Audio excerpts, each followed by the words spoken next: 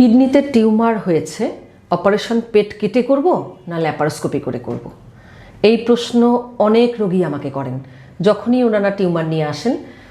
যেহেতু অফার করা হয় যে অত্যাধুনিক যুগে আমরা সাধারণত পেট কাটতে চাই না, বিশেষ কোনো সিচুয়েশন ছাড়া আমরা চাই ল্যাপারোস্কোপিক সার্জারির মাধ্যমেই হোক।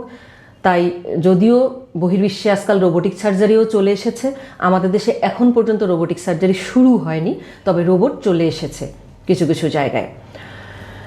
সেই দিক থেকে আমরা হয়তো অনেক পিছিয়ে আছি, কিন্তু আমাদের দেশের রোগীরা সাধারণভাবেই খুব সহজ সরল মনে প্রশ্ন করে বসেন, ম্যাডাম টিউমার নিয়ে এসেছি, আপনি যে ল্যাপারোস্কোপিক সার্জারি করে দিতে চাইলেন, এটি যে ল্যাপারোস্কোপির মাধ্যমে করে দিবেন, কিন্তু অনেকেই যে বলে যে ল্যাপারোস্কোপি করলে পুরো টিউমারটা বের করা যায় না, কিছু টিউমার থেকে যায়।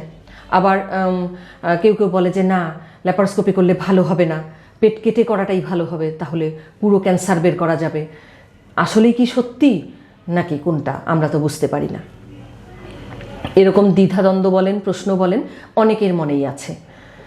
তাই আজকের আলোচনা যে আমরা কোনটি করব বা কোনটি করতে পারবো, ল্যাপারোস্কোপিক সার্জারি না ওপেন সার্জারি।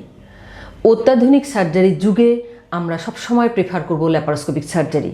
এখন কেন প্রেফার করব ইভেন কিডনি ক্যান্সারের ক্ষেত্রেও, সেটি আমি আপনাকে বলার জন্যই আজকে সামনে এসেছি।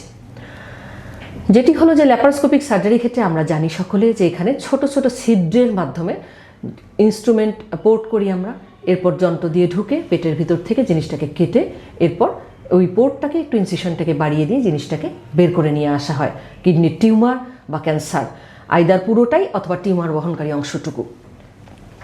এখন যখন আমরা ল্যাপারোস্কোপিক সার্জারি করি, সেক্ষেত্রে যেহেতু ফুটো করে বের করা হয় বা ছোট কাটা দিয়ে বের করা হয়, অতএব অপারেশন পরবর্তী রোগীর ব্যথা পেট কাটার থেকে অনেক অনেক অনেক অংশে কম থাকবে।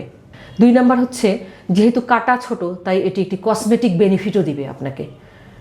3 নাম্বারে আসি, এই রোগীরা পরের দিনই দেখা যায় স্বাভাবিকভাবে উঠে দাঁড়াতে পারেন, হাঁটাচলা করতে পারেন। একজন পেট কাটায়, যার ক্ষেত্রে পেট কাটা হয়, কারণ এই কিডনির ক্যান্সারের ক্ষেত্রে যদি পেট কাটা হয় অনেক বড় কাটা পড়ে, অনেক মাংসপেশি কাটা যায়, তাই খুবই ব্যথা হয় অপারেশনের পরে যদি কেটে করা হয়। সেক্ষেত্রে রোগীরা দেখা যায় যে 2-3 দিনেও ভালো মতো উঠে দাঁড়াতে পারেন না, বসতে পারেন না। তাই আর্লি মোবিলাইজেশন সম্ভব কিন্তু ল্যাপারোস্কোপিক সার্জারিতেই। ল্যাপারোস্কোপিক সার্জারির মাধ্যমে অপারেশন করলে রোগীর হসপিটালে কম দিন থাকতে হয়, কারণ দ্রুত রিকভারি হয়, ব্যথা কমে যায়, রোগী আর্লি রিকভারি হয়।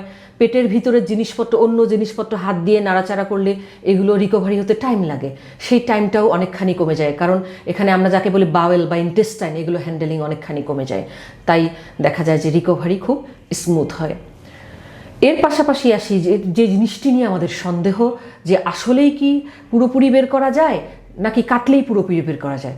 আপনাদের এটি ভুল ধারণা, কারণ ল্যাপারোস্কোপিক সার্জারির মাধ্যমে যখন আমরা পেটের ভিতরে ইনস্ট্রুমেন্ট ঢুকিয়ে বা ক্যামেরা ঢুকিয়ে দেখি, প্রতিটি জিনিসকে 20 গুণ বড় করে দেখা যায়, প্রায় 20 টাইমস ম্যাগনিফাইড ভিউ আমরা পাই। তো যেহেতু এরকম ম্যাগনিফাইড একটা ভিউ পাই, তার মানে কি এখানে খুব ক্ষুদ্র ক্ষুদ্র জিনিসও মিস হবার আশঙ্কা খুবই কম। তাই পেট কাটার থেকে ল্যাপারোস্কোপিক সার্জারির মাধ্যমে যে কোনো জিনিসের আপনার ভেতরের বিষয়টি দেখার, ধরেন যেটি আমরা ভাবি যে না, অনেক সময় আশঙ্কা থাকে আমাদের মনে যে কিছু রেখে আসলাম কিনা, যেটি বরং ওপেন সার্জারিতেই বেশি আশঙ্কা, ল্যাপারোস্কোপিক সার্জারিতে কম, কারণ ভিশনটা আরও ভালো দেখা যাবে, আরও ম্যাগনিফাইড দেখা যাবে, ক্ষুদ্র জিনিসও আমরা মিস করব না। এছাড়া যখন আমরা এত বড় কেটে অপারেশন করি, সেই কাটা অংশ দিয়ে ওটিতে একটি ডিফেক্ট তৈরি হয়ে রইল, যতই ভালোভাবে সেলাই করে দেওয়া হোক বা রিপেয়ার করে দেওয়া হোক, এই বড় কাটা থাকলে এটি দিয়ে পরবর্তীতে হার্নিয়া হবার আশঙ্কা ল্যাপারোস্কোপিক সার্জারির থেকে বহুগুণে বেশি। তাই আপনাদের মনে যেন কোনো দ্বিধাদ্বন্দ্ব না থাকে। এছাড়া আধুনিক সকল রকম গবেষণাপত্রে দেখা গিয়েছে যে T1 এবং T2 স্টেজের কিডনি ক্যান্সারের ক্ষেত্রে ল্যাপারোস্কোপিক সার্জারি এবং পেট কেটে যে সার্জারি, দুটির মধ্যে আউটকামে বা ক্যান্সার রিলেটেড আউটকামে কোনো পার্থক্য নেই। তাই কোনো ভয় না পেয়ে আপনারা অবশ্যই ল্যাপারোস্কোপিক সার্জারিকেই প্রিফার করবেন, কিন্তু খেয়াল করতে হবে অবশ্যই যেন এক্সপার্ট হ্যান্ডে হয়, ভালো কোনো সেন্টারে হয়, যেখানে সব রকম যন্ত্রপাতি সাপোর্ট ভালো এবং অ্যাভেলেবিলিটি আছে। ধন্যবাদ সকলকে।